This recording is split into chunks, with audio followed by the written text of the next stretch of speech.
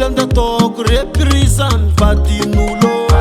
anatsatako fitiavagna lamba voakende solosoloagna na karaha fitiavagna marikeke minoagna tegna non kofa raha mombanao sa mitandrigny ialantsika lavitsy raha mantsimantsiny asa hoagna vavan'olo tsy tia ano matiro malaisa fa zady tsafika en place ko koa vianao zavadiko asa hoagna vavan'olo tsy tia ano matiro malaisa fa zady tsafika en place ko koa vianao zavadiko anao chéri tsy mila kivy patiko tiako anao tegna izy zavadiko finance ary tsy mahabozy dépense anao moby zao misatashata mihetsiky fandroza miwakawaka no problème anao fa miaraka en boss efa tsisy raha tokony atakalo anao sady tsy possible andatoko reprise vadin'olo anao tsy atako fitiavagna lamba voakende solosoloagna na karaha fitiavagna marikeke noagna tegna non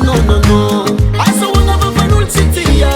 ano matiro malaisa fa zady tsafika en place ko koa vianao zavadiko asa hoagna vavan'olo tsy tia ano matiro malaisa fa zady tsafika en place ko koa vianao zavadiko izy tiva tsy voasitiky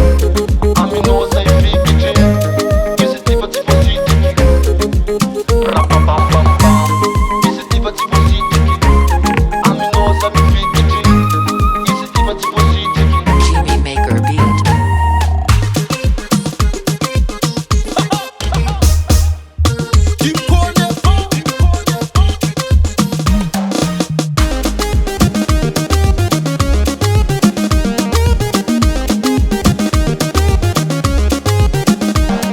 efa tsisy raha tokony atakalo anao